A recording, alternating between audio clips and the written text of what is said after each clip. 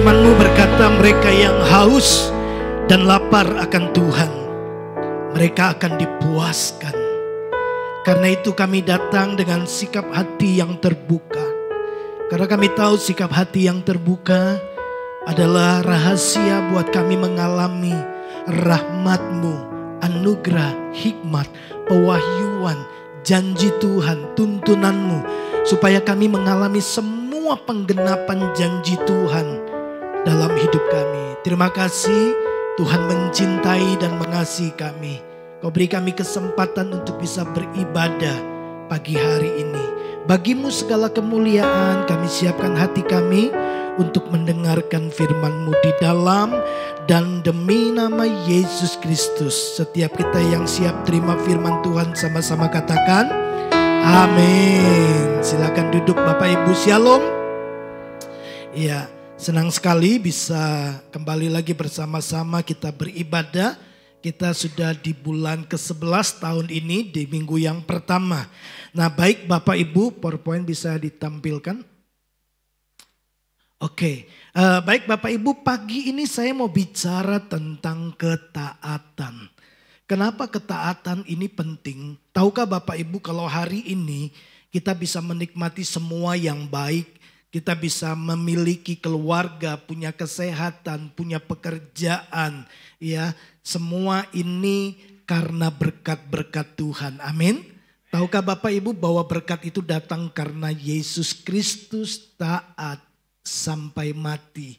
Bahkan Alkitab berkata dia mati di atas kayu salib. Nanti kita akan memperingati kematian, pengorbanan Yesus Kristus lewat perjamuan kudus. Ya, tapi semua yang kita dapatkan hari ini, saudara bisa disebut anak-anak Allah, saudara kemudian memiliki jaminan hidup yang kekal, itu semata-mata karena Yesus memilih untuk taat kepada kehendak Bapa, kepada rencana Tuhan. Nah, baik Bapak Ibu Saudara yang dikasihi oleh Tuhan, kalau kita membaca Alkitab, Bapak Ibu membedah Alkitab, maka Bapak Ibu akan menemukan ya minimal Bapak Ibu dua tema besar di dalam Alkitab. Ya, salah satu tema daripada Alkitab ditulis dan diberikan kepada kita, yaitu adalah kasih. Bahwa Tuhan mengasihi kita.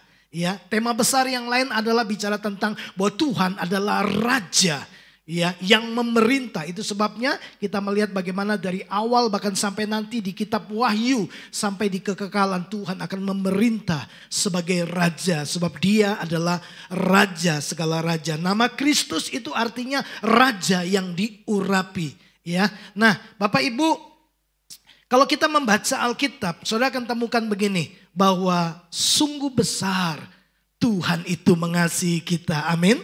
Karena dia mengasihi kita, dia mengutus anaknya yang tunggal supaya setiap orang yang percaya kepadanya tidak binasa melainkan beroleh hidup yang kekal. Nah, Bapak Ibu, hal lain yang kita bisa temukan adalah bahwa kalau Bapak Ibu membaca Alkitab, satu hal yang Tuhan rindukan untuk Bapak Ibu Saudara hidupi itu adalah TAAT, taat.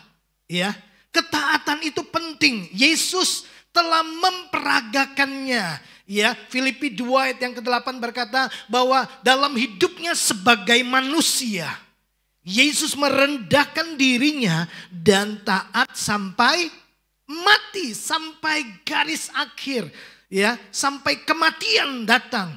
Dia memilih untuk tetap taat mengerjakan kehendak Bapa. Bapak Ibu, coba kita renungkan sejenak, ya. Semua rencana Tuhan itu tergenapi melalui ketaatan. Tadi saya sudah bilang, saudara bisa menikmati hari ini, menikmati berkat Tuhan. Itu karena Yesus memilih untuk taat sampai mati. Jadi penggenapan rencana Tuhan dalam hidup Bapak Ibu Saudara, janji-janjinya bisa datang dalam hidup saudara melalui apa?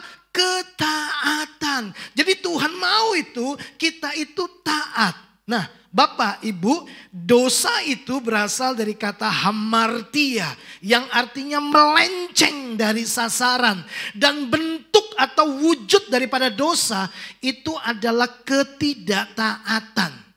Ya, ada banyak bentuk daripada dosa. Ya, mencuri itu dosa gitu. Tapi sebenarnya arti dosa sebenarnya itu adalah melenceng dari sasaran. Kalau kita hidup tidak sesuai dengan rencana Tuhan, kita sedang melenceng dari sasaran. Ya, itu kita sedang hidup di dalam dosa. Bapak Ibu yang dikasihi oleh Tuhan, ini sudah terjadi, ya, bahwa dosa telah ada di dalam dunia. Bapak Ibu ingat ketidaktaatan Lucifer, kemudian dia harus kehilangan surga. Tidak bisa lagi ada di hadirat Tuhan. Ya, apalagi manusia Adam dan Hawa ketika memberontak, ketidaktaatan mereka kemudian membuat mereka harus keluar dari Taman Eden. Betul? Ya. Apalagi Musa. Ya, Musa kemudian Tuhan suruh Musa katakan kepada gunung batu itu. Tapi kemudian Musa pukul gunung batu itu karena gergetan sama orang Israel yang selalu memberontak keras kepala, tidak taat. Apa yang terjadi Bapak Ibu? Musa kemudian tidak bisa masuk ke tanah perjanjian. Ada banyak Alkitab Bapak Ibu, kita akan temukan Saul kehilangan mahkotanya. Yudas kehilangan nyawanya. Semua itu bermula dari, kalau kita telusuri semua kerugian-kerugian, semua masalah-masalah, semua kehilangan-kehilangan. Kalau kita telusuri saudara akan temukan gini, di ujungnya karena ketidaktaatan. Tapi keberkatan kemudian kita telusuri, di ujungnya kita tahu pemicunya juga adalah ketaatan. Jadi ketidaktaatan itu merugikan Bapak Ibu Saudara. Amin Bapak Ibu. Percayakah Bapak Ibu bahwa Tuhan merencanakan bahwa kita hidup diberkati oleh Tuhan? Amin. Ya, Bapak Ibu yang ikut doa malam beberapa waktu yang lalu di kitab Amsal pasal yang ketiga, bahwa Tuhan mau kita umur panjang, sejahtera. Tuhan mau kita dapat promosi. Tuhan mau kita mendapatkan kasih penghargaan di hadapan Tuhan dan di hadapan manusia. Tuhan mau supaya lumbung-lumbung kita berlimpah-limpah. Tuhan mau supaya kita sehat. Tuhan mau semua, ya, Bapak Ibu mengalami kesembuhan. Tuhan mau semua itu terjadi dalam hidup Bapak Ibu Saudara. Tapi ingat, ada bagian-bagian yang harus kita kerjakan. Dan Tuhan mau Bapak Ibu, kita ini menjadi orang-orang yang taat. Ada korelasi antara kasih dan ketaatan. Coba lihat apa yang Yesus ajarkan kepada murid-muridnya. Yohanes 14 ayat 15, Yesus berkata demikian.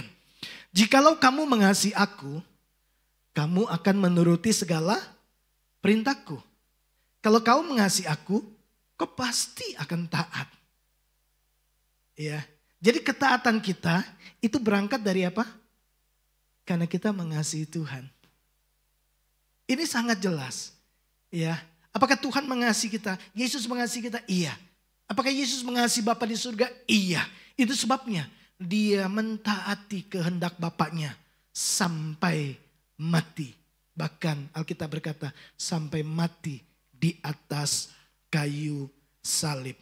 Karena itu Bapak Ibu kita sadar bahwa kerugian-kerugian, kesusahan-kesusahan yang datang dalam hidup manusia. Saudara coba tarik mundur, coba ingat-ingat lagi. Selalu begini, karena kita tidak taat kepada perintah Tuhan. Sebaliknya, kalau hidup kita diberkati, hidup kita dipulihkan, hidup kita mengalami peningkatan. Coba tarik lagi lihat, kenapa? Sederhana, karena kita mengikuti jalan-jalan Tuhan. Karena kita taat kepada Tuhan. Oleh karena itu Alkitab berkata jangan bodoh. Ya, jangan sampai kemudian kita mengalami kesusahan. Jangan sampai kita mengalami kerugian. Kenapa? Karena kita sudah diberi Alkitab. Kita sudah diberi firman Tuhan.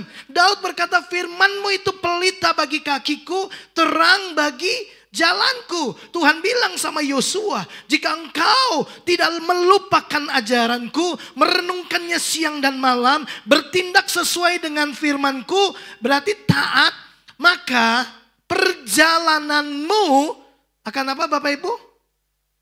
Berhasil dan beruntung.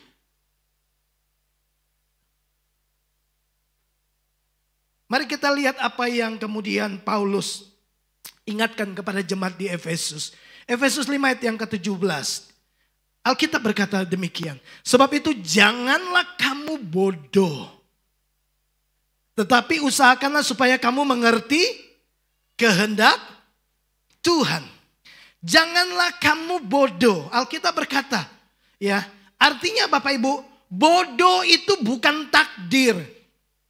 Bodoh itu bukan bawaan, bukan sifat bawaan. Bodoh itu pilihan. Kalau Alkitab berkata jangan kamu bodoh, karena kita bisa memilih untuk menjadi orang yang bijak. Betul Bapak Ibu? Kita semua mulai ya dari ketidaktahuan. Ya, kita lahir dan kita tidak tahu apa-apa. Lalu kalau sampai hari ini kita tahu apa-apa, karena kita belajar. Betul? Karena kita diajar sehingga kita tahu. Awalnya saya nggak tahu bagaimana cara berkhotbah. Saya juga nggak tahu caranya berdoa. Awal-awal saya lahir baru, setiap kali disuruh pimpin doa, saya akan berkata seperti ini. Mari kita berdoa. Setelah itu saya diem. Nanti kemudian di ujungnya saya akan berkata amin. Nah berarti sudah selesai. Ya.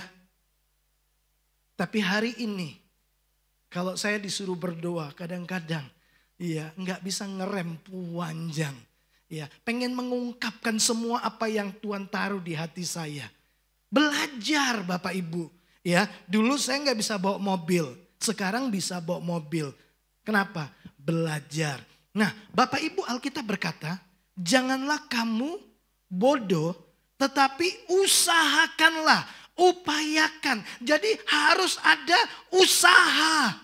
Harus ada upaya ya untuk apa? Mengerti kehendak Tuhan. Karena kehendak Tuhan itu baik buat kita. Bapak Ibu setuju?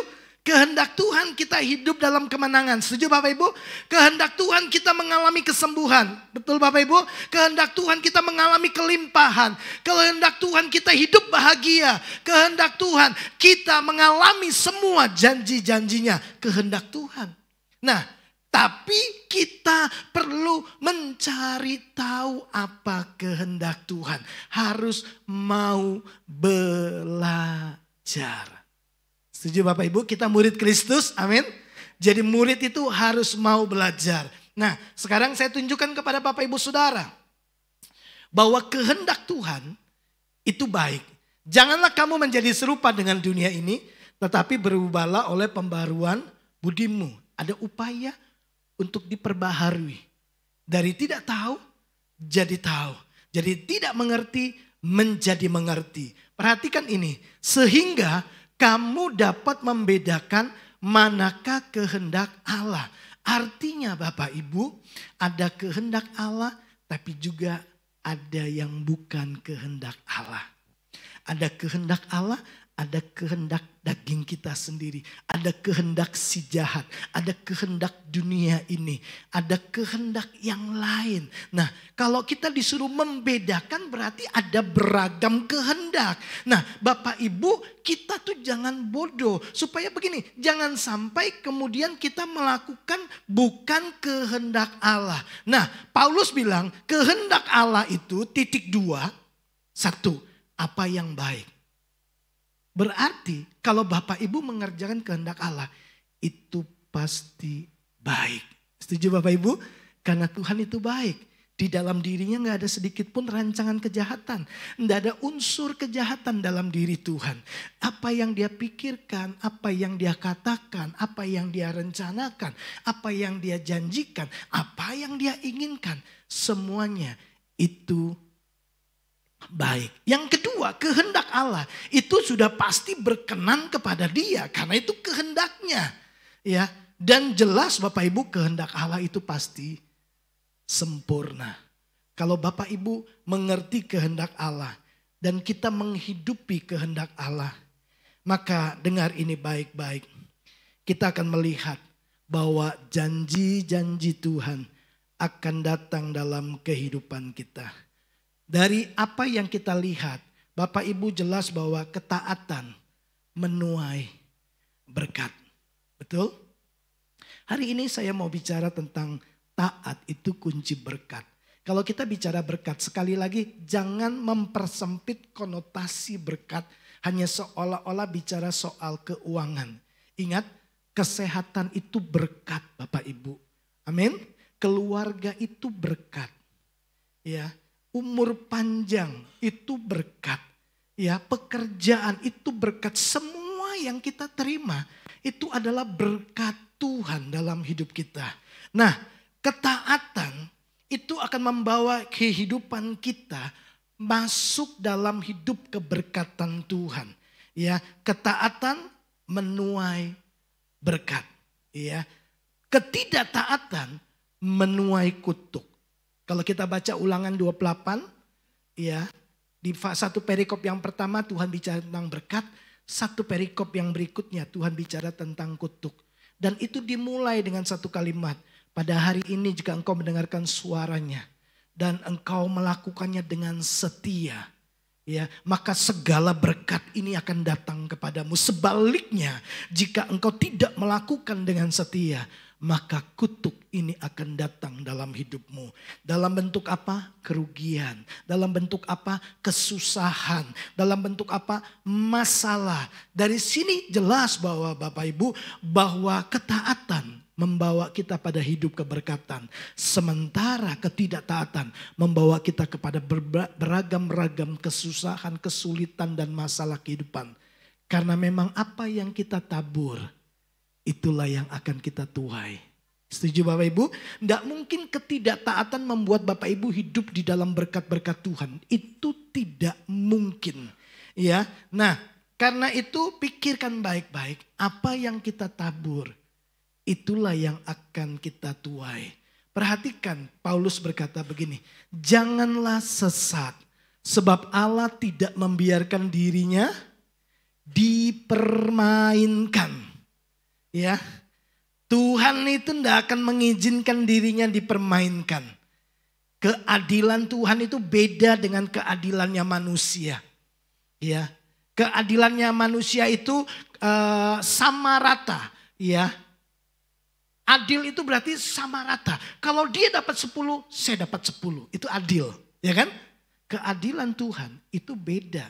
Keadilan Tuhan itu dia memberikan kepada kita sebuah tanggung jawab, sebuah kepercayaan untuk dikerjakan sesuai dengan kesanggupan kita.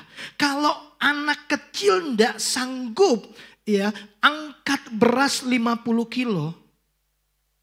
Tapi misalkan Richard, saya suruh angkat beras 50 kilo. Dan kemudian si Blessing saya suruh angkat yang 10 kilo. Ya, loh kok enggak adil, saya 50 kok dia 10 kok enteng. Enggak, adil. Sesuai dengan apa? Kesanggupan. Ya, ingat perumpamaan talenta? Yang satu dikasih 10, yang satunya dikasih 5, yang satunya dikasih 1. Yesus berkata sesuai dengan kesanggupan mereka masing. Artinya mereka bisa mengerjakannya. Mereka bisa melakukannya sesuai dengan apa yang Tuhan mau. Itu keadilan. Itu sebabnya kita nggak bisa menuntut Tuhan. Loh Tuhan, aku tuh sama-sama dengan dia, sama-sama bertobatnya bareng-bareng. Ya, dibaptis oleh pendeta yang sama, di kolam yang sama, di tanggal yang sama. Sekarang saya ibadah sama dia di gereja yang sama. Kenapa dia lebih diberkati, saya nggak diberkati? Kenapa usahanya maju, saya kok nggak maju? Padahal bisnisnya sama. Kadang-kadang kita minta Tuhan bersikap adil seperti itu. Ingat Bapak Ibu, Paulus bilang gini, Tuhan tidak bisa dipermainkan. Karena apa yang ditabur orang itu juga yang akan dituainya. Jadi apa yang kita terima sesuai dengan ketaatan kita. Tabur sedikit, menuai sedikit. Tanyalah sama petani kalau tidak percaya. Ya, itu hukum Bapak Ibu. Bayar harga dalam ketaatan kita tidak mau. Tapi minta janji Tuhan digenapi semuanya. Itu kan seperti kita mencoba mempermainkan Tuhan. Tidak mau taat, tapi minta janji Tuhan digenapi. Ya, kita pikir karena kita sudah dengar janji Tuhan, maka kita berhak terima semuanya tanpa ketaatan. Itu omong kosong. Apa yang kau tabur ketaatan, kau akan menuai berkat. Kau tabur ketidaktaatan, kau akan menuai banyak masalah. Ya, Bapak Ibu, coba lihat ini. Kebodohan di dalam Alkitab seringkali bukan masalah pendidikan, tapi lebih banyak menyoroti masalah ketidaktaatan. Karena bodoh dalam hal pendidikan itu bisa belajar. Ya. Alkitab selalu menyoroti kebodohan itu disandingkan dengan sikap ketidaktaatan. Kita lihat contoh Saul. Ya, 1 Samuel 13 ayat 13 sampai 14. Kata Samuel kepada Saul, perbuatanmu itu bodoh. Kenapa? Engkau tidak mengikuti perintah Tuhan Allahmu yang diperintahkannya kepadamu. Sebab sedianya Tuhan mengokohkan kerajaanmu atas orang Israel untuk selama-lamanya. Jadi kehendak Tuhan awalnya, Tuhan mau tuh Saul dan keturunannya. Itulah yang memimpin Israel. Baik enggak kehendak Tuhan? Baik. Tuhan mau tuh sebenarnya Saul. Dari awal Saul dan keturunannya, ya. Tapi lihat Bapak Ibu, kemudian dia kehilangan kerajaan, dia kehilangan mahkotanya, dia kehilangan kekuasaan, dia kehilangan roh Allah dalam hidupnya. Akibat apa? Ketidaktaatan. Tuhan bilang, sebenarnya Tuhan mau mengokohkan kerajaanmu kalau dia mengikuti perintah Tuhan Allahmu. Tapi karena ketidaktaatannya, dia kehilangan semuanya. Dan Alkitab berkata, itu karena kebodohan. Kenapa bodoh? Karena Tuhan sudah kasih tahu. Tuhan sudah kasih rambu-rambu. Seringkali kesusahan dan keruwetan dalam kehidupan kita, kesulitan dan masalah datang dalam hidup kita. Coba tarik mundur. Bapak Ibu akan temukan selalu ada nasihat datang dalam hidup kita. Jangan-jangan pendeta sudah ngomong, jangan ambil keputusan itu. Pikirkan sekali lagi. Jangan. Tapi kita merasa lebih berpengalaman, lebih berpendidikan, punya fasilitas, punya koneksi, punya dukungan, punya backing, punya modal. Kita terobos. Lalu begitu dapat masalah, kita teriak-teriak sama Tuhan. Tuhan akan bilang ini, perbuatanmu itu bodoh. Aku sudah nasihati. Aku sudah ajar, aku sudah kasih tahu, tapi kau tidak mau dengar. Kita lihat ayat selanjutnya. Ayat 14. Tetapi sekarang kerajaanmu tidak akan tetap. Kenapa ya? Karena ketidaktaatan. Karena apa? Karena kebodohan. Makanya Alkitab berkata, jangan bodoh. Cari tahu kehendak Tuhan. Kehendak Tuhan itu baik, berkenan kepada Tuhan, dan sempurna. Begitu kita melenceng dari kehendak Tuhan, kita kehilangan segala yang baik yang Tuhan sediakan buat kita. Perhatikan, tetapi sekarang kerajaanmu tidak akan tetap. Tuhan telah memilih seorang yang berkenan di hatinya. Siapa? Daud. Kenapa? Karena Daud itu dengar-dengaran sama Tuhan. Daud itu taat sama Tuhan. Waktu dia berzina lalu melahirkan seorang anak melalui Betsheba. Kemudian anaknya sakit. Dia datang sama Tuhan. Tuhan kalau boleh aku saja. Tuhan kalau boleh sembuh. Tapi waktu Tuhan mengambil nyawa anak itu, dia tidak marah sama Tuhan. Dia tidak pahit sama Tuhan. Daud itu orang yang dengar-dengaran kepada Tuhan. Daud itu orang yang mengandalkan Tuhan. Ya, seorang yang berkenan di hati Tuhan. Artinya gini, pas di hatiku, cocok di hatiku. Aku mau dia lakukan ini, dia lakukan ini. Aku bilang Daud, jangan ke kiri, ke kanan. Dia ke kanan. Daud stop, jangan teruskan. Daud stop. Daud itu orang yang menyenangkan hati Tuhan. Dia tuh pengen bangun bait Allah. Dia pengen bangun bait Allah. Tuhan bilang gini, Daud, no. Tanganmu penuh dengan darah. Nanti anakmu yang bangun. Iya Tuhan. Loh, dia tidak marah. Dia malah buat persiapan supaya anaknya tidak susah. Daud itu luar biasa. Tetapi Tuhan telah memilih seorang yang berkenan di hatinya. Dan Tuhan telah menunjuk dia menjadi raja atas umatnya. Karena engkau tidak mengikuti apa yang diperintahkan Tuhan kepadamu. Bapak Ibu, kita ini sudah banyak belajar firman Tuhan. Sudah banyak dengar nasihat firman Tuhan. Tapi kalau kemudian kesusahan datang, masalah datang, jangan-jangan itu karena kita tidak melakukan apa yang Tuhan ingin kita kerjakan. Mari kita lihat beberapa contoh. Saya tunjukkan kepada Bapak Ibu Saudara. Kelihatan enggak ya? Ketidaktaatan. Di awal saya sudah singgung Lucifer. Ya, lalu kemudian Adam dan Hawa juga tidak taat. Kemudian harus keluar dari Taman Eden. Kemudian Israel, ya kita tahu Israel itu bangsa yang tegar tengkuk. Selama di perjalanan menuju tanah Kanaan, berkali-kali mereka memberontak kepada Tuhan. Apa akibatnya? Satu generasi tidak masuk ke tanah perjanjian kecuali Yosua dan Kaleb. Satu generasi yang keluar dari Mesir hilang semua kecuali dua orang, Yosua dan Kaleb. Dan orang-orang yang lahir di padang gurun Israel. Ketidaktaatan mereka membuat mereka tidak menikmati tanah yang berlimpah susu dan madunya. Hanya sempat lihat saja, ya, tapi tidak masuk. Siapa lagi? Saul sudah kita tahu. Miriam dan Harun. Miriam dan Harun satu kali,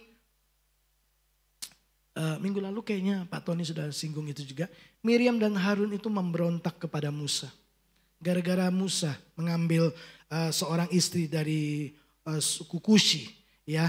Lalu mereka mengata-ngatai Musa. Nah, Bapak Ibu, Bilangan 12 ayat yang ke-8 berkata demikian. Tuhan tuh panggil Miriam dan Harun. Mengapa kamu tidak takut mengatai hambaku Musa? Oh, istri saya yang sempat bahas soal itu, soal Musa. Mengapa kamu tidak takut mengatai hambaku Musa?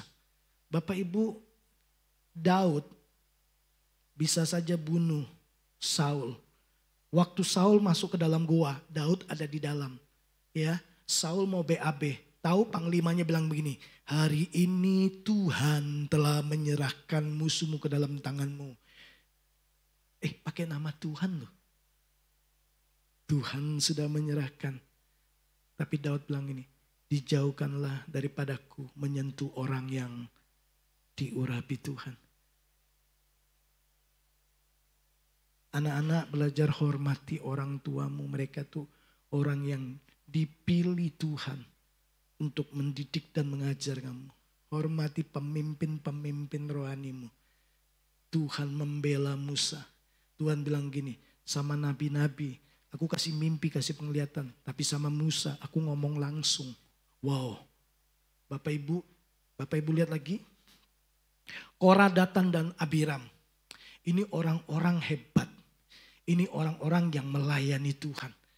Datang sama Musa, bilang begini, sudah Musa, semua bangsa ini bangsa yang diurapi Tuhan, bangsa kudus Tuhan ada di tengah-tengah kami. Udah jangan meninggi-ninggikan dirimu. Musa bilang begini, besok kita berdiri di hadapan Tuhan, kita lihat siapa yang dipilih dan diutus Tuhan. Tahu enggak Bapak Ibu, Tuhan tiba-tiba menampakkan dirinya dalam nyala api. Kemudian Tuhan bilang gini, Musa, aku binasakan mereka semua. Musa bilang begini, Tuhan, satu orang yang berdosa masa semua bangsa dibinasakan. Musa bilang gini, pisahkan diri kalian dari Bani Bani Korah dari keluarga Abiram dan Datan, pisahkan. Hari ini kalian akan melihat bahwa aku diutus oleh Tuhan atau enggak. Kalau hari ini mereka mati sama seperti matinya manusia, Tuhan tuh enggak mengutus aku. Tapi kalau hari ini kalian lihat bahwa mereka mati tidak seperti layaknya manusia, bumi mengangakkan mulutnya dan menelan mereka. Itu artinya Tuhan menyertai aku, Tuhan mengutus aku. Baru selesai ngomong tiba-tiba terbelah bumi, mereka semua masuk ya. Korah, Abiram, Datan dan semua orang yang ikut sama dia, anak-anaknya semuanya tiba-tiba ditelan bumi, tutup. Bapak Ibu, jangan memberontak. Ketidaktaatan selalu membawa kepada kerugian. Satu kali Bapak Ibu, saya pernah konseling pranikah sama satu pasangan calon suami istri. Ya. Waktu mereka datang kepada saya, konseling, ini di Rembang, ya, bukan Fandi juga mau menikah, nanti tanggal 16, ya. Nah, waktu mereka konseling, kita selalu mulai dengan doa. Saya selalu minta Tuhan, terangi hati saya, tuntun saya, untuk melihat apa yang tidak dilihat.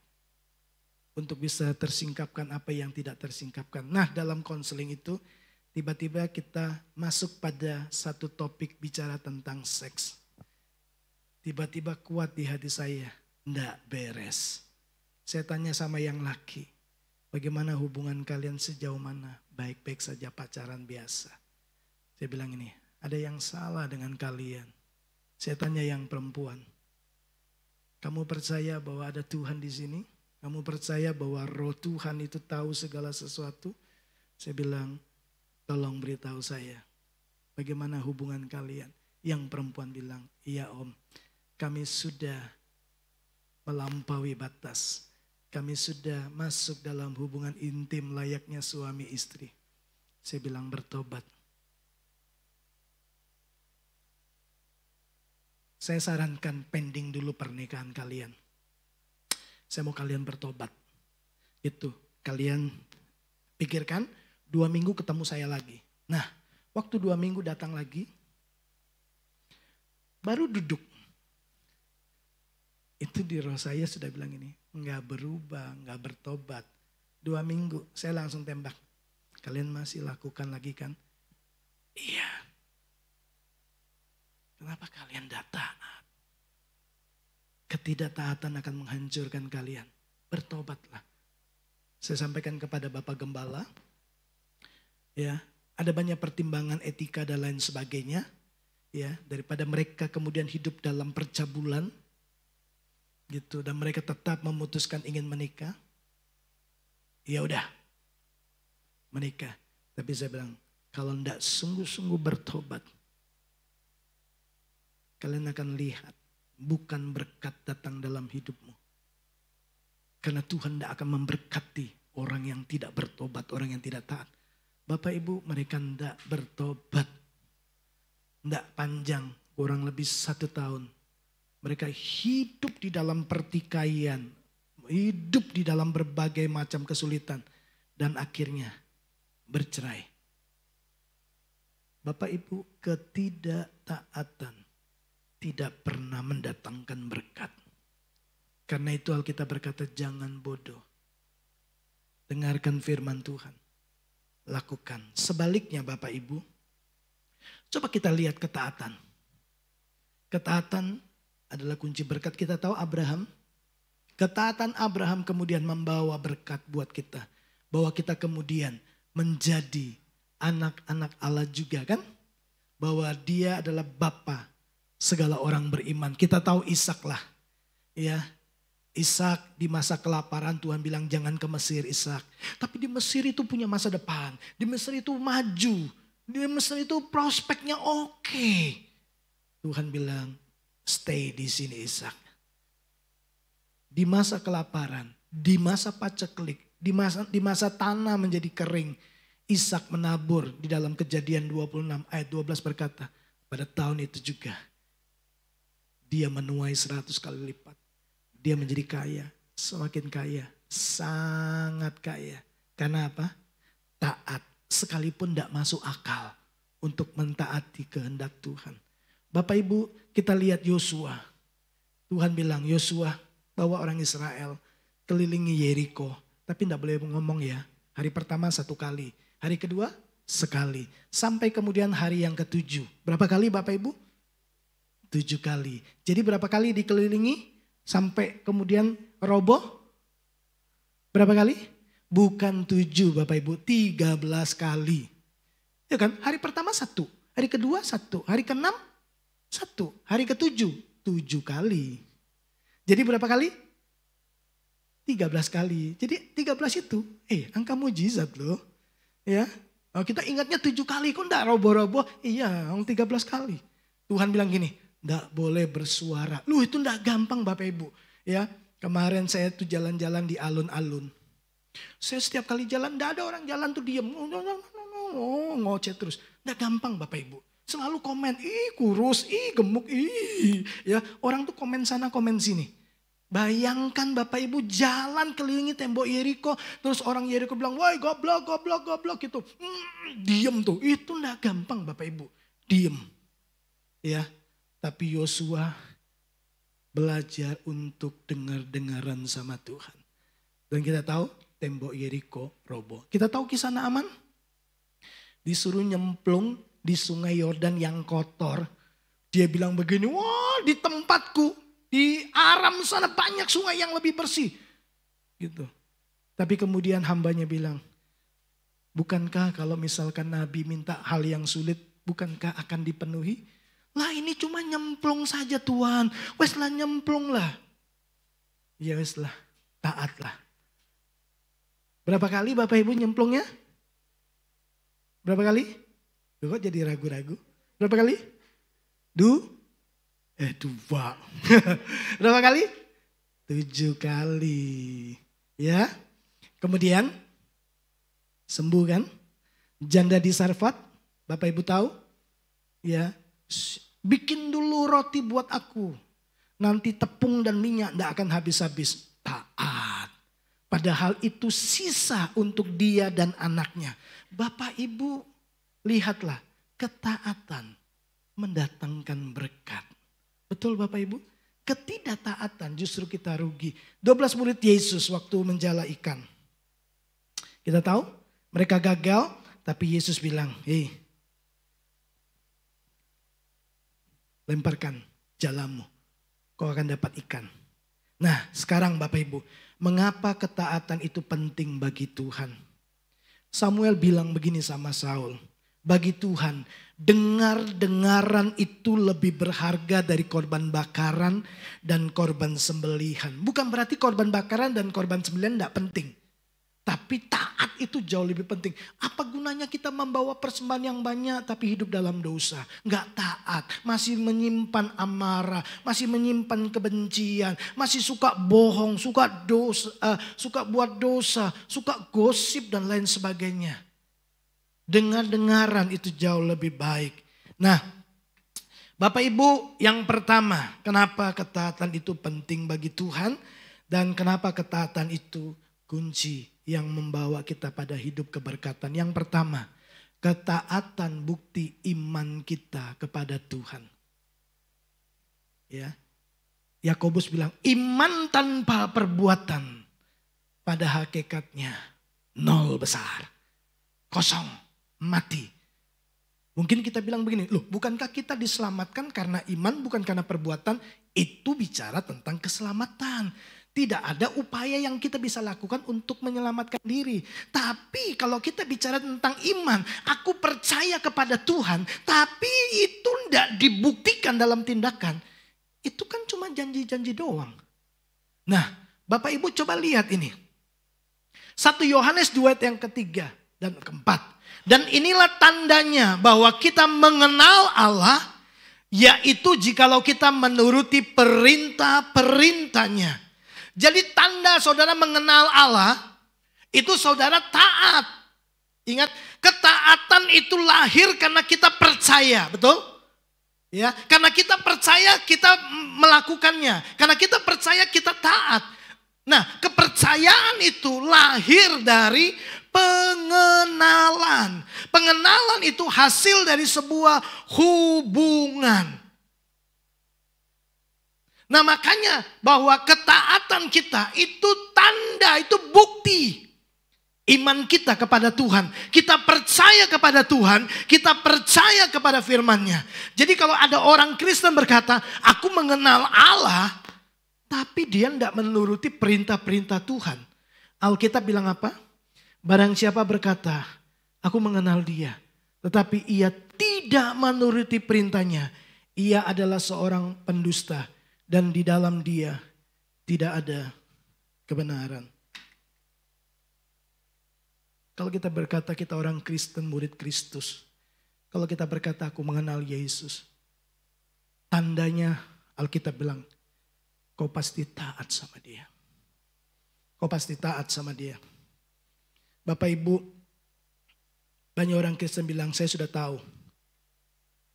Bapak Ibu dengar ini baik-baik. Bukan itu jawaban yang Tuhan mau. Dia tidak tanya apakah saudara sudah tahu atau belum. Tapi yang dia selalu tanya, Anda sudah lakukan atau tidak? Anda sudah lakukan apa yang Anda tahu atau belum? Kita udah lakukan belum? Pertanyaan dalam pemuritan itu selalu tanya ini. Udah dilakukan belum? Karena kita udah banyak tahu. Ya, ibadah itu penting, kita tahu. Udah dilakukan belum? Saat teduh itu penting, kita tahu udah dilakukan atau belum. Karena bagi Tuhan ketaatan itu jauh lebih penting daripada pengetahuanmu. Iya Bapak Ibu. Tahu kebenaran tidak jamin Anda taat kepada kebenaran. Tapi kalau Anda taat kebenaran, Anda akan menjauhi dosa. Itu udah pasti. Nah, saya terus merenung. Bapak Ibu, ini muncul dalam pikiran saya. Pernahkah kita mengambil keputusan untuk mentaati Tuhan sebagai gaya hidup kita? Saya tidak sedang bicara tentang ketaatan sesekali. Tapi ketaatan dalam semua bidang kehidupan kita.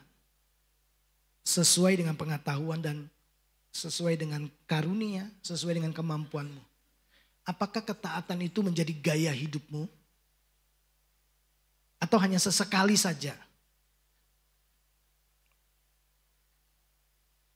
Apakah kita pernah mendapati ada saatnya kita kesulitan melakukan apa yang benar dan sesuai dengan prinsip-prinsipnya? Pernah Bapak Ibu temukan? Ada satu titik, kemudian kita mengalami kesulitan untuk mentaati kebenaran itu. Tapi kita tahu bahwa saya harus lakukan ini. Tapi kita aduh kok susah ya lakukan ini. Kok susah ya taat ya. Ada banyak pertimbangan-pertimbangan. Ada banyak kalkulasi-kalkulasi. Dan semuanya pasti berurusan dengan daging kita. Karena keinginan roh selalu bertentangan dengan keinginan daging. Nah, pernah enggak Bapak Ibu dapati ya, kita kemudian mengalami sebuah kesulitan untuk mentaati firman Tuhan. Berikutnya, ada kalanya mudah untuk kita membedakan antara yang benar dan yang sesuai dengan kehendak Tuhan. Antara yang salah dan yang bukan dari rencananya.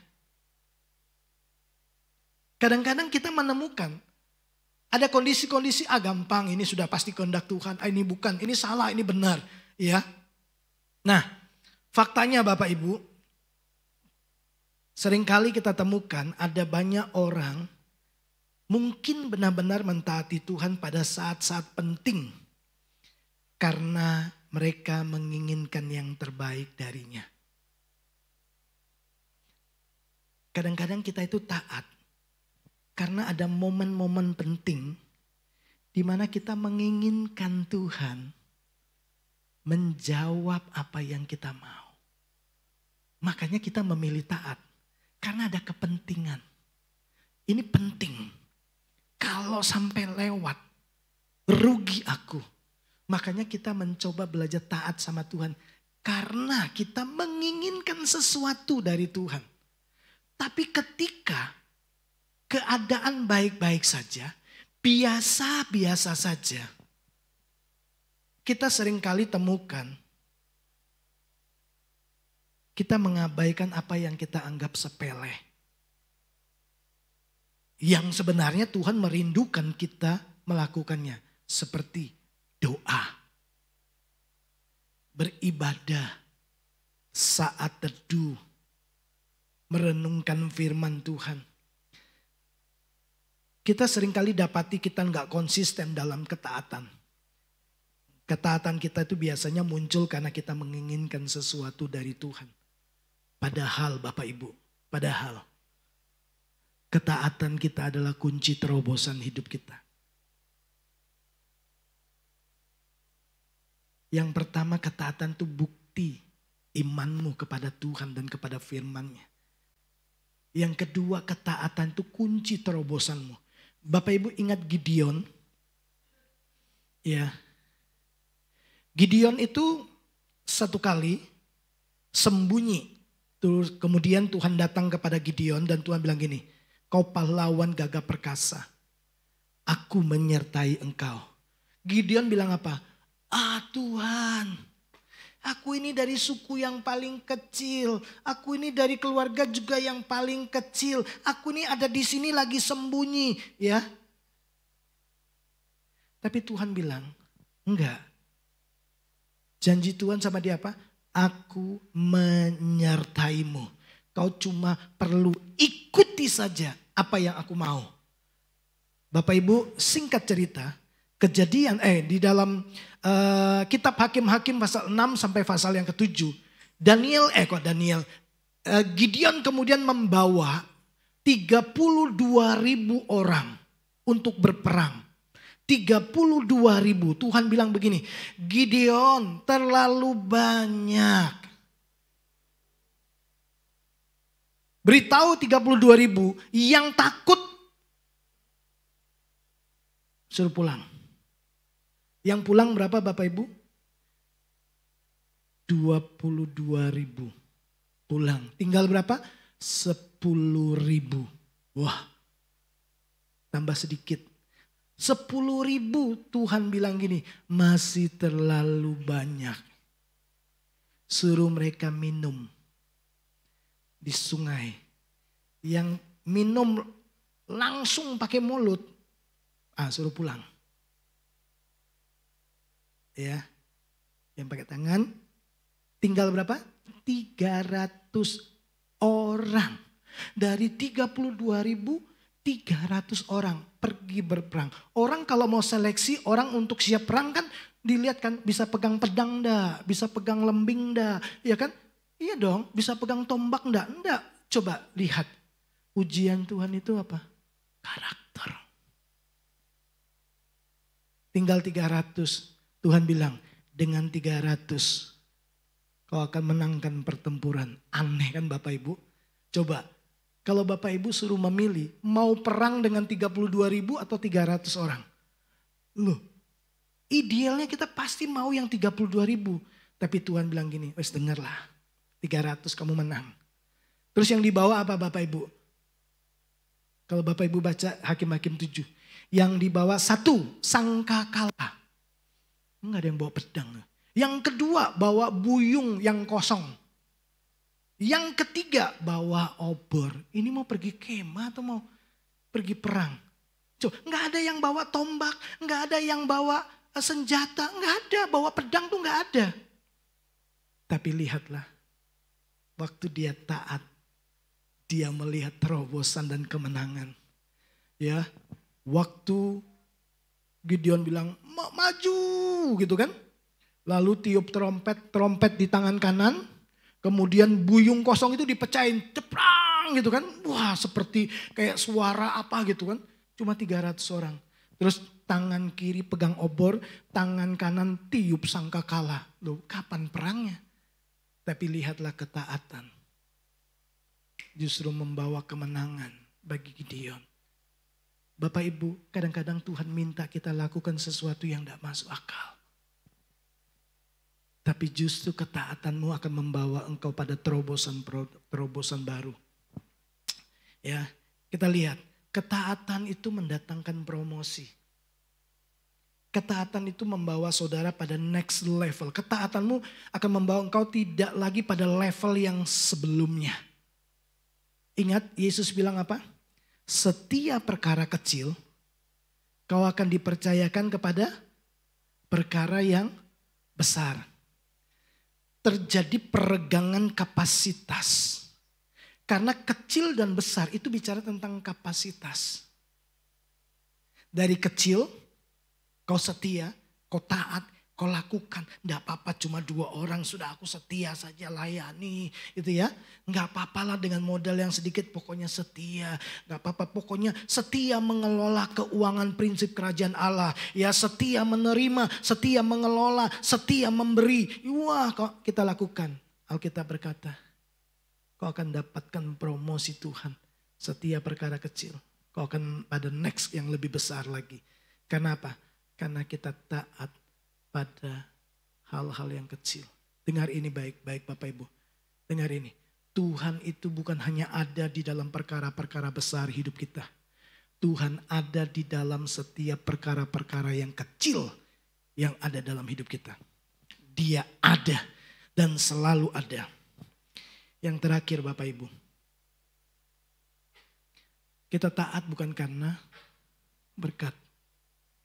Motivasi kita taat adalah kasih. Kita taat bukan karena kita menginginkan sesuatu dari Tuhan. Kita taat bukan karena kita ingin diberkati. Kita taat bukan karena kita ingin supaya pemulihan segera terjadi. Kita taat bukan supaya terjadi kelimpahan ekonomi kemudian mengalami peningkatan dan lain sebagainya. Ketaatan kita bukan karena kita menginginkan sesuatu dari Tuhan. Itu transaksi Bapak Ibu. Ya, ketaatan kita, motif kita adalah karena aku mengasihi Engkau Tuhan. Yesus bilang tadi kan, barang siapa mengasihi aku, dia pasti taat. Jadi kita taat karena kita mengasihi Tuhan. Saya mau tutup dengan ayat ini. Filipi 2 ayat yang ke-8. Bapak Ibu perhatikan ini. Dan dalam keadaan sebagai manusia. Kalau kita bilang kita nggak bisa taat, kita salah. Ketaatan itu pilihan. Yesus telah memberikan teladan dalam keadaan sebagai manusia. Ia telah merendahkan dirinya dan taat sampai mati. Artinya ketaatan kita itu sampai begini, sampai nyawa nafas terakhir kita. Kita harus tetap taat sama kehendak Tuhan, taat sama firman Tuhan. Sampai hari ini saya terus mengizinkan diri saya, Tuhan mau apa dari hidup saya? Di sisa hidup saya, di umur saya yang sudah 50-an ini, Tuhan mau apa? Ya, apa yang Tuhan mau untuk gereja ini? Tuhan, aku ini hamba-Mu. Aku ini akan belajar untuk taat sampai mati. Bahkan untuk perkara-perkara kecil pun aku mau belajar untuk taat. Yesus Alkitab berkata, dia taat sampai mati, bahkan sampai mati di atas kayu. Mati di atas kayu salib pun dia tidak menolak. Kenapa? Karena orang yang mati di atas kayu salib itu dianggap terkutuk. Ya, terkutuklah orang yang disalib. Itu sebabnya dia siap taat. Karena dia tahu ketaatannya mendatangkan berkat atas setiap kehidupan kita. Karena kutuk sudah dia taruh di atas kayu salib. Dia terkutuk karena kita. Tapi ketaatannya mendatangkan berkat atas hidup kita. Bapak Ibu dengar ini baik-baik. Belajar taat. Mulai dari hal-hal yang kecil.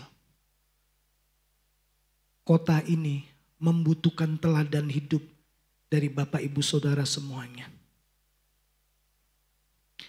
Saya tidak habis-habisnya terus mengingatkan Bapak Ibu Saudara.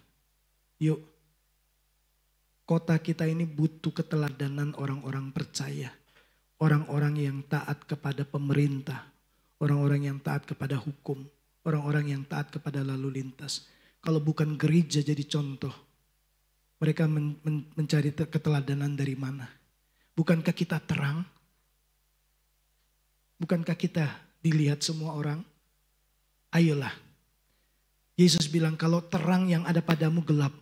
Betapa gelapnya hidupmu. Sangat gelap. Karena itu biarlah dunia, orang di luar sana melihat perbuatan baik kita. Ketaatan kita. Dan mereka memuliakan Bapa kita di surga. Tuhan memberkati kita. Mari kita datang kepada Tuhan. Kita siapkan hati kita untuk masuk dalam perjamuan kudus kita pagi ini. Bapak Ibu, perjamuan kudus ini terbuka untuk siapa saja yang sudah dibaptis. Bapak Ibu dibaptis dari denominasi gereja manapun. Ya, dengan pola baptisan bagaimanapun, selama Bapak Ibu percaya Yesus adalah Tuhan yang sudah mati atas kayu salib untuk menebus dosamu dan kau sudah memberi dirimu dibaptis, Bapak Ibu boleh mengikuti perjamuan kudus di tempat ini. Mari masing-masing kita merendahkan hati kita di hadapan Tuhan. Yesus bersedia taat sampai mati, bahkan mati di atas kayu salib, karena kasih-Nya yang besar atas kita. Karena Dia tahu ketaatannya pada kehendak Bapaknya akan menjadi berkat bagi setiap orang yang percaya kepadanya.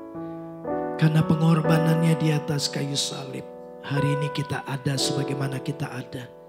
Hari ini kita mendapatkan jaminan hidup yang kekal. Hari ini kita juga bisa memanggil Dia, ya Aba, ya Bapa. Semua itu datang karena ketaatan dari Tuhan. Hari ini Tuhan minta kepada kita, yuk jadi anak-anak yang taat. Taat kepada kebenaran, taat kepada kehendak-Nya. Karena ketaatanmu kunci untuk kau mengalami hidup keberkatan. Ketaatanmu adalah bukti imanmu kepada Tuhan dan kepada firman-Nya. Ketaatanmu adalah kunci terobosan dalam hidupmu. Ketaatanmu itu akan membawa engkau pada promosi, pada next level yang lebih besar lagi. Dan motif dari semua ketaatan kita, karena kita mengasihi Tuhan. Mari masing-masing datang kepada Tuhan. Mari kita tundukkan kepala kita berdoa. Bapa di surga, lihat hati kami. Kalau kami berkata kami mengenal-Mu, maka tandanya adalah kami taat kepada perintah-perintah-Mu. Ketaatan kami karena kami mengasihi Tuhan yang telah lebih dulu mengasihi kami. Sebelum kami ambil bagian dalam persekutuan dengan tubuh dan darah-Mu, Tuhan ampuni dosa kami. Ampuni ketidaktaatan kami. Ampuni pemberontakan-pemberontakan kami. Dalam hal apapun Tuhan, kami mau belajar konsisten untuk taat. Kami punya cara hidup, gaya hidup yang taat seperti Yesus. Kau jadi manusia untuk memberikan teladan kepada kami bahwa kami bisa untuk taat, setia sampai mati. Karena kami telah diberikan seorang penolong yaitu Roh Kudus. Ampuni dosa kami, layakkan kami Tuhan untuk ambil bagian dalam persekutuan dengan tubuh dan darah-Mu. Untuk mengingat kembali pengorbanan Yesus yang besar atas kami. Berkati roti dan anggur. Supaya waktu kami makan roti dan anggur ini kami mengingat kembali pengorbanan Yesus. Berkati hamba-hamba-Mu yang melayani kami. Pelayanan mereka kiranya berkenan di hadapan Tuhan dan menjadi berkat buat kami. Berkati roti dan anggur ini Tuhan. Biar lewat ini kami diberkati oleh Tuhan. Di dalam dan demi nama Yesus kami sudah berdoa. Amin.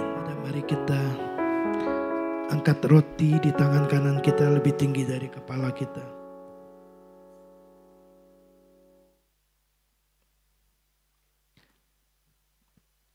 Tuhan Yesus pada malam waktu dia diserahkan, mengambil roti dan mengucap syukur atasnya. Ia memecah-mecahkannya dan berkata, inilah tubuhku yang diserahkan bagi kamu, menjadi peringatan akan aku. Bukankah roti yang ada di tangan kanan kita, yang atasnya kita ucapkan syukur, adalah persekutuan dengan tubuh Kristus? Amin. Mari kita makan bersama-sama dalam nama Yesus.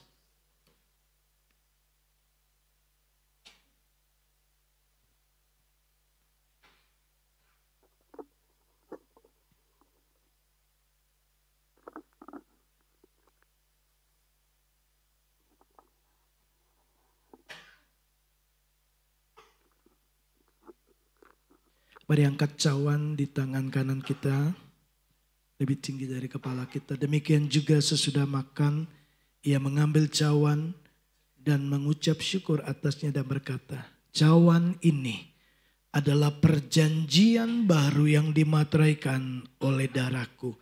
Perbuatlah ini setiap kali kamu meminumnya menjadi peringatan akan aku. Bukankah cawan yang ada di tangan kanan kita yang atasnya kita ucapkan syukur adalah persekutuan dengan darah Kristus? Amin. Mari kita minum bersama-sama dalam nama Yesus.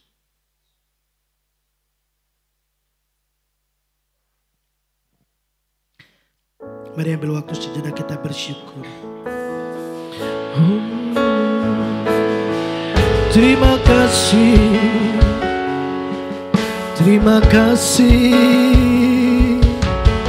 Kami bersyukur, terima kasih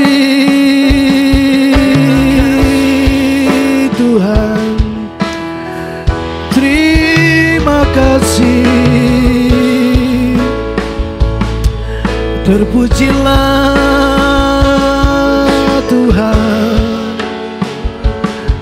sungguh besar kasih-Mu. Kami bersyukur buat pengorbanan-Mu. Tuhan selamatkan kami. Terima kasih. Terima kasih Tuhan. Kami bersyukur buat persekutuan dengan tubuh dan darah-Mu. Biar kami terus manunggal dengan kematian dan kebangkitan Tuhan. Supaya kami oleh pertolongan Allah Roh Kudus, kami menjadi pribadi-pribadi yang taat, dengar-dengaran kepada kehendak Tuhan. Berkati umat-Mu, berkati setiap kami Tuhan. Di dalam dan demi nama Yesus kami mengucap syukur dan berdoa. Amin. Silakan duduk Bapak Ibu. Baik, Bapak Ibu, mari kita bangkit berdiri, kita akan selesaikan pertemuan ibadah kita. Kami memuji kebesaran-Mu, ajaib Tuhan.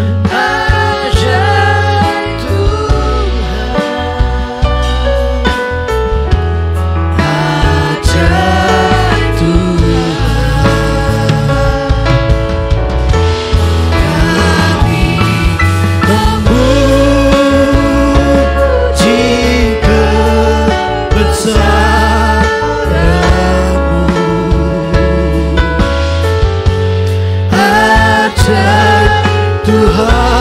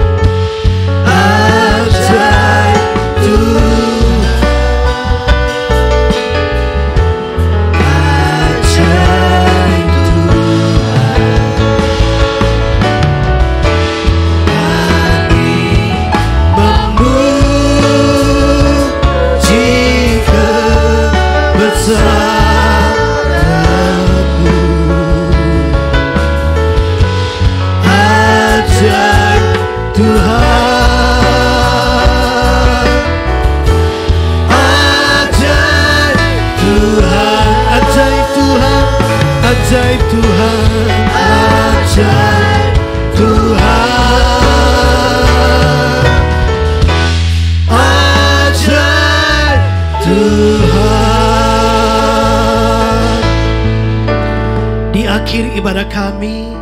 Bagi Tuhan segala kemuliaan, hormat, kuasa, kejayaan sampai selama-lamanya. Kami bersyukur Tuhan memimpin ibadah kami pagi hari ini. Kami juga berdoa buat ibadah sebentar sore yang akan dilayani oleh hamba-Mu Bapak Pastor Cornelius Wing. Kami berdoa supaya Tuhan juga menyatakan isi hati-Mu lewat hamba-Mu kepada umat-Mu untuk ibadah sore nanti. Bapak, kami terus berdoa buat pemerintahan bangsa dan negara kami Indonesia.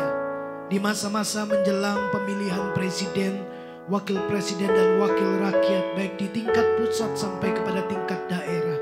Kami berdoa Tuhan memimpin bangsa kami, berikan keadaan yang kondusif sampai semua proses pemilihan ini berjalan dengan baik.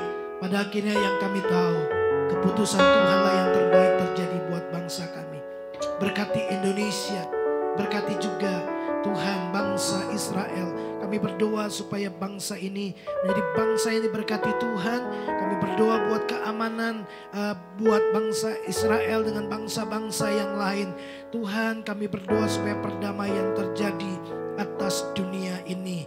Dan orang boleh melihat Raja Damai, Yesus Kristus, yang layak untuk memerintah di atas bangsa, di atas dunia ini.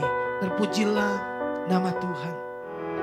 Mari Bapak Ibu yang dikasih Tuhan, jemaat, pulang dan terimalah berkat yang terbaik daripada Allah Bapa, kasih sayang daripada Tuhan Yesus Kristus di dalam persekutuan Allah Roh Kudus.